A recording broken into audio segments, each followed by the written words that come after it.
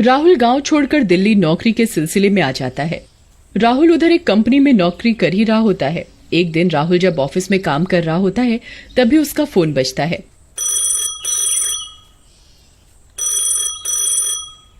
Hello, कौन? Phone से आवाज आती है, सर मैं आशी बात कर रही हूँ, क इंडस्ट्रीज से। ये सुनकर राहुल बहुत खुश हो जाता है। हाँ मैडम, बोलिए। राहुल, हमारे यहाँ पर एक वैकेंसी है जो मुझे लगता है आपके लिए बहुत अच्छी रहेगी और आपकी प्रोफाइल से मैच करती हुई ही है।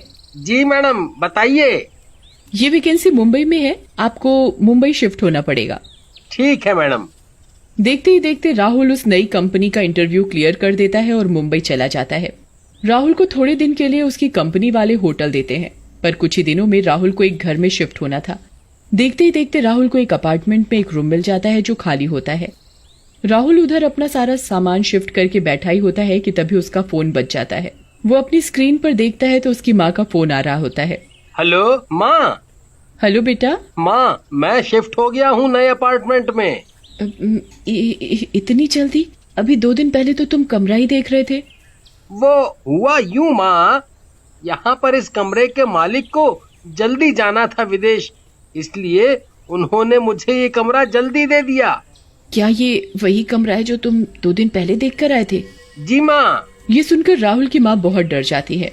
अरे बेटा, वो जगह ठीक नहीं है, उस जगह भूतों का वास है। अरे माँ, ये आपको किसने बोला? तेरे चाचा का बेटा है ना मोनू, मैंने उससे बात की थी और जगह बताई थी। उसने बताया कि वो जगह ठीक नहीं है, उधर आए दिन कुछ न कुछ घटना होती रहती है। राहुल अपनी माँ को तसल्ली देता हुआ। अरे माँ, ऐसा कुछ नहीं है, मैंने यहाँ जांच पड़ताल कर ली है, यहाँ ऐसा कुछ नहीं है। पर मुझे मोनू ने बताया कि वो सोसाइटी भूतिया है। ओफो माँ, आप ये बेफजूल की बातों में मत आओ। हाँ, मैंने अपने कमरे के ऊपर वाले कमरे को भूतिया सुना नहीं, पर मेरा कमरा ठीक है। बेटा, ये बुरी शक्तियों का प्रभाव आसपास की जगह पर भी छोड़ती है। क्या उस कमरे से दूर कोई कमरा नहीं मिला तुम्हें? माँ, आपको तो पता ही है, मुंबई में किराए का कमरा, वो भी ढंग का, बहुत मुश्किल और महंगा है। इस सोसाइटी में और भी कमरे थे, पर उनके मालिक अभी किराए पर देना नहीं चाहते थे। वहीं मेरे कमरे का मालिक विदेश जा रहा था, इसलिए उसने मुझे कमरा किराए पर और सस्ता दे दिया। काफी शांत इलाका है और यह मेरे कमरे के लिए अच्छा है। ठीक है बेटा, पर जल्दी से जल्दी पूजा करवा लेना, इससे सारी बला दूर रहेंगी। अपना ध्यान रखना बेटा। ये बोलकर माँ ने फोन काट दिया। राहुल ने भी फोन रख दिया और सो गया। राहुल एक इंटीरियर डिजाइनर था और अपना बहुत सा ऑफिस का काम घर से ही किया करता था। अकेले शांति भरी जगह पर उसे नए नए आइडिया आते। बिना किसी बाधा के वो अपना काम किया करता। मुंबई में ऐसी जगह ढूंढना बहुत मुश्किल था।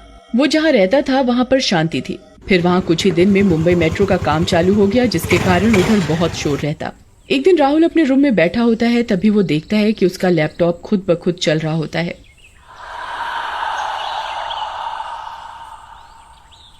ये देखकर वो बहुत हैरान हो जाता है कि कहीं सच में इधर भूत तो नहीं है। देखते ही देखते राहुल के साथ अजीबोगरीब वाकये होते हैं। एक दिन राहुल अपना काम कर रहा था, तभी एक बच्चे की बहुत जोर जोर से रोने की आवाज आने लगी।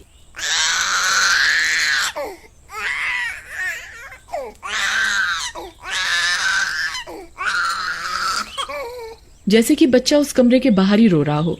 राहुल बाहर जाकर देखता है, पर उधर कुछ नहीं होता और आवाज एकदम से बंद हो जाती है। राहुल जैसे ही गेट बंद करता है, वैसे ही आवाज आनी शुरू हो जाती है।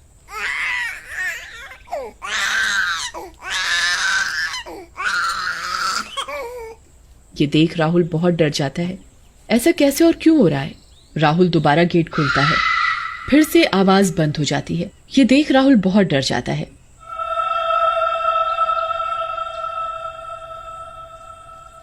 एक दिन राहुल अपने घर पर काम वाली रखने की सोचता है। वो अगले दिन अपने पड़ोसी शर्मा जी का दरवाजा खटखटाता है।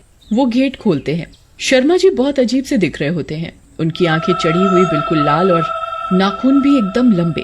कौन हो भैया? जी, मैं आपके साथ वाले कमरे में नया शिफ्ट हुआ हूँ। जी हाँ, बोलिए। मुझे यहाँ काम वाली का पता करना है। आपकी काम वाली किस समय आती है? मैं उससे एक बार बात कर लूंगा जब वो आएगी। जब वो आएगी तो ये देख राहुल बहुत अचंभित होता है। राहुल खुद से बात करते हुए, ऐसे कैसे पड़ोसी हैं ये? ऐसे तो कोई मुंह पर दरवाजा बंद नहीं करता।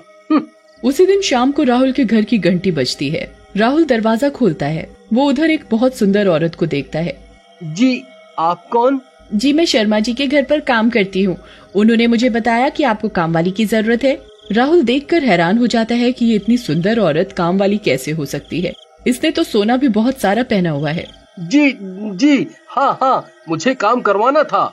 जी हाँ, मैं कर दूंगी साहब आपका काम। मैं रोज सुबह जब शर्मा जी का काम करूंगी, करते ही आपके घर आ जाऊंगी। ठीक है। अगले दिन कोमल राहुल के घर का काम करने आती है। कोमल पोछा लगाई रही होती है कि तभी वो देखता है कि कोमल की गर्दन चारों तरफ घूम जाती है।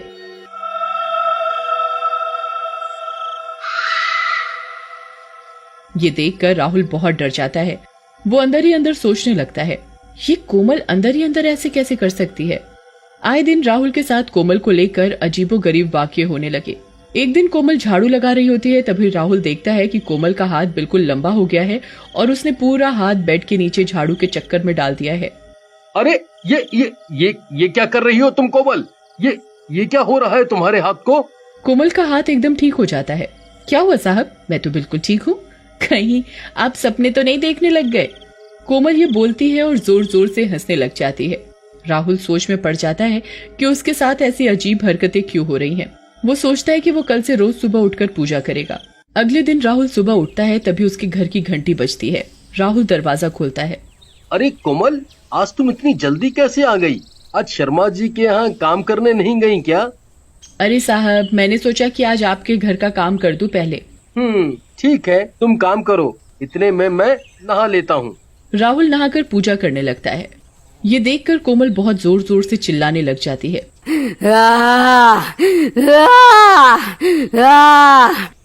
अरे ये क्या कर रहे हो? ये क्या कर रहे हो तुम? ये पूजा वूजा में कुछ नहीं रखा। ये सुनकर राहुल बहुत हैरान हो जाता है कि आखिर कोमल ऐसा क्यों कह रही है। कोमल पूरी कोशिश करती है कि राहुल पूजा ना करे। राहुल कोमल की ना सुनते हुए वहाँ जैसे ही मंदिर में दीपक जलाने लगता है, तभी कोमल राहुल को जोर से धक्का देकर पीछे गिरा देती है। अरे कोमल, तुम मुझे पूजा क्यों नहीं करने दे रही? कोमल तभी चुड़ैल का रूप ले लेती है। तू कैसे करेगा पूजा? मैं भी देखती हूँ आज। तुझको समझ में नहीं आ रहा कि तेरे पूजा करने से मुझे कितनी तकलीफ होगी। मेरी शक्तियाँ कम होती हैं तुम जैसे आदमियों की पूजा करने से। तू पूजा करेगा उससे पहले मैं तुझे जिंदा मार दूंगी। राहुल जोर से दरवाजे की तरफ भागता है और शर्मा जी के घर की घंटी बजाता है। शर्मा जी, कोई है? कोई है? मुझे बचा लो शर्मा जी, मुझे बचा लो। तभी शर्मा जी अपने घर का दरवाजा खोलते हैं। क्या हुआ राहुल? वो कोमल, वो कोमल।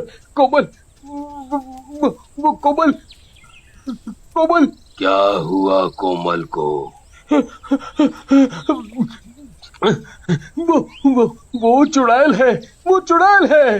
राहुल ये बात बोलता है, इतने में ही शर्मा जी अपने भूतों के अवतार में आ जाते हैं। हाँ, कोमल भूत है।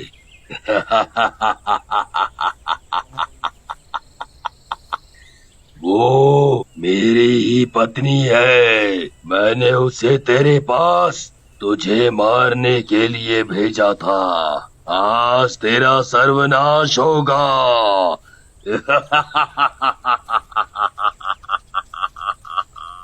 ये देख राहुल और भी डर जाता है। उसे बस एक ही उपाय समझ में आता है कि वो कैसे भी करके अपने कमरे में जाए और मंदिर का दीपक जलाए। राहुल फिर से अपने कमरे की तरफ भागता है। उसके पीछे कोमल और शर्मा जी भी उसका पीछा करते हैं।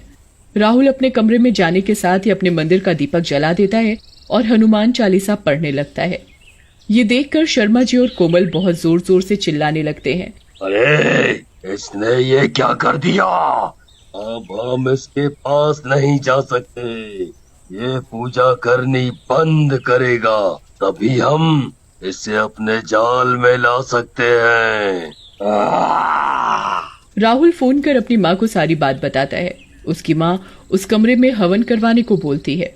राहुल अगले ही दिन अपने कमरे में हवन करवाता है। उसके बाद राहुल को वो भूत या चुड़ैल का कोई साया नजर नहीं आता।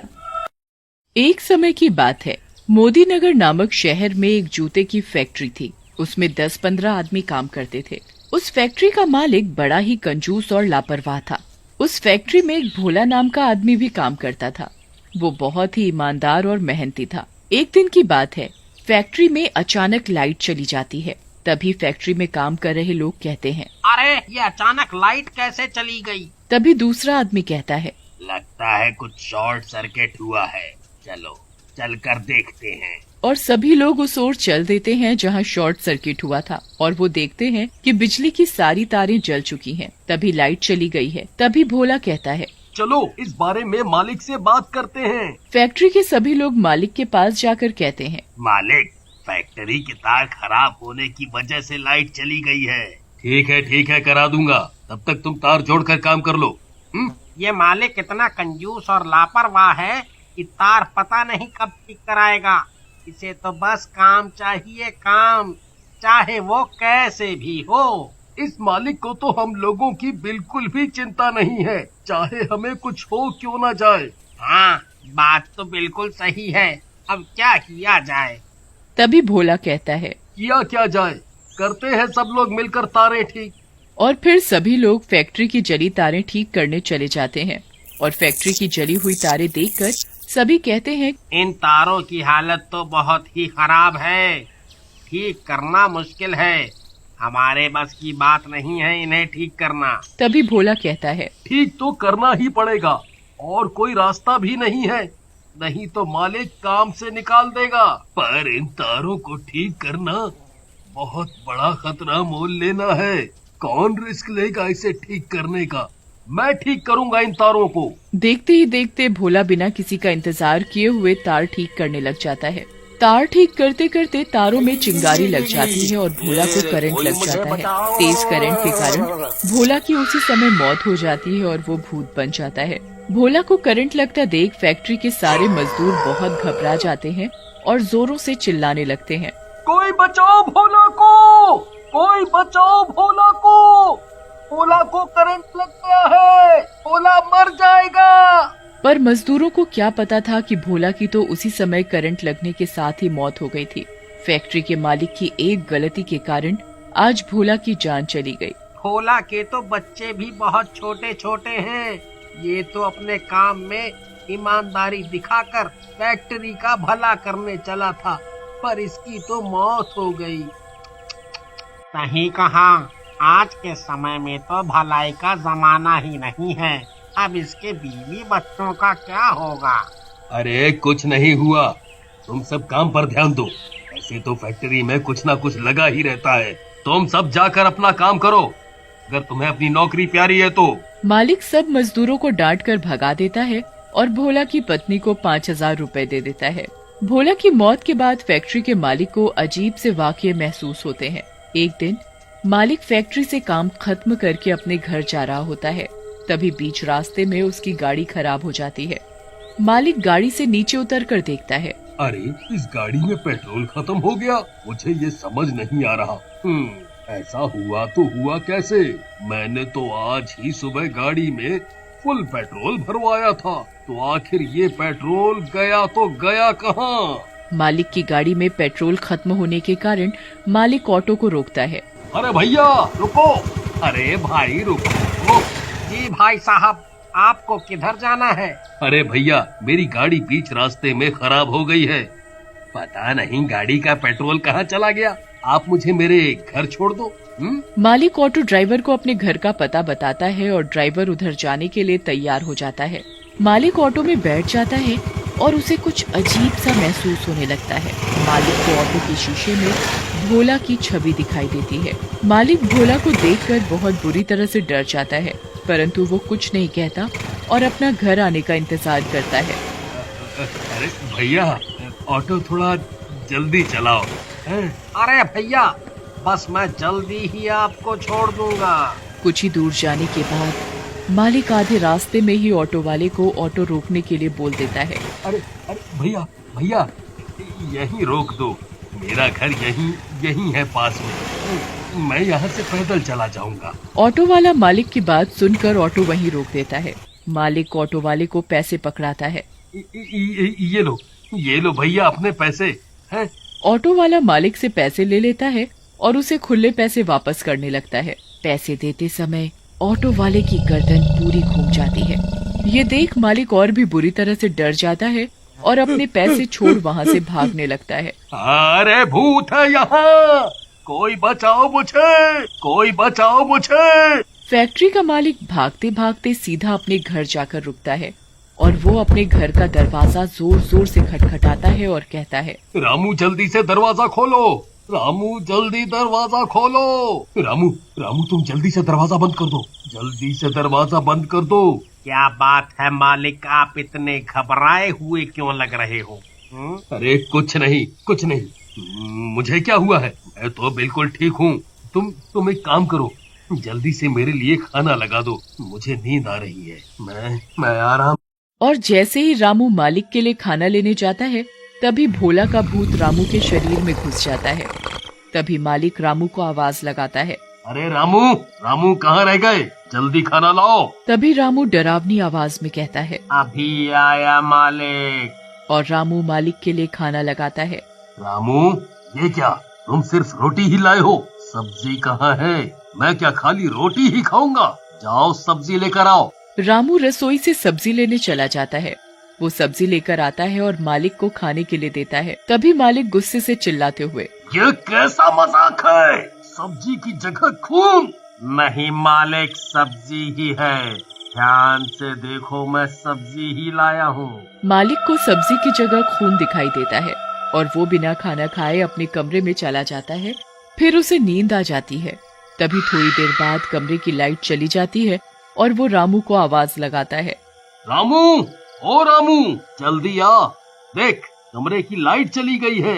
मालिक रामू को आवाज लगाता है पर रामू को भोला का भूत गहरी नींद में सुला देता है और वो मालिक के कमरे में जाता है और कहता है, क्या हुआ मालिक, दिखाई नहीं देता कि कमरे की लाइट नहीं जल रही है, जाकर देख।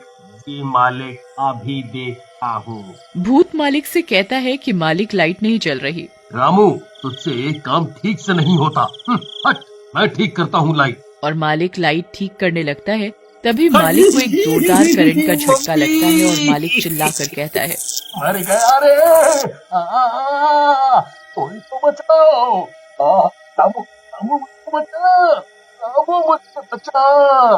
तभी कमरे की लाइट अपने आप जल जाती है और मालिक के आगे एक भूत खड़ा होता है। मालिक भूत को देखकर डर जाता है और चिल्लाता है, भूत भूत भूत। तभी भूत मालिक को पकड़कर बिजली के तारों के पास ले जाता है। तभी मालिक कहता है, मुझे छोड़ दो, मुझे छोड़ दो, मुझे मत मारो, मुझे मत मारो, मुझे करंट मत लगाओ, मुझे करंट मत लगाओ। छोड़ दूं तुझे, तुझे भी तो पता चले कि करंट कैसे लगता है। और भूत मालिक को करंट के झटके देने लगता है। मैं मर जाऊंगा, मैं मर जाऊंगा, मुझे करंट मत लगाओ, मुझे करंट मत लगाओ, छोड़ दो मुझे, छोड़ दो मुझे। मालिक बिजली के करंट से तड़पता और छटपटाता रहता है पर भूत उसकी एक नहीं सुनता। तभी भूत कहता है, तेरी एक गलती और लालच की वजह से इतने लोगों को तकलीफ हुई है, और तो और भोला की तो जान चली गई। मुझे माफ कर दो, मुझे माफ कर दो, अब दोबारा ऐसी गलती कभी नहीं होगी, कभी नहीं होगी। लेकिन भूत मालिक को नहीं छोड़ता, उसे वो तड़पाता रहता है और मालिक चीखता रहता है। तभी मालिक के चीखने की आवाज सुनकर रामू आ जाता है और वो भूत को देखकर उसके आगे माता की मूर्ति ला देता है। मूर्ति देखकर भूत वहाँ से चला जाता है और मालिक रामू को सब बताता है। फिर रामू मालिक से कहता है, मैं एक तांत्रिक बाबा को जानता हूँ, वो आपकी मदद जरूर करेंगे। मैं कल ही आपको उनके पास लेकर जाऊंगा। ये कोई साधारण भूत नहीं है, ये एक शक्तिशाली भूत है।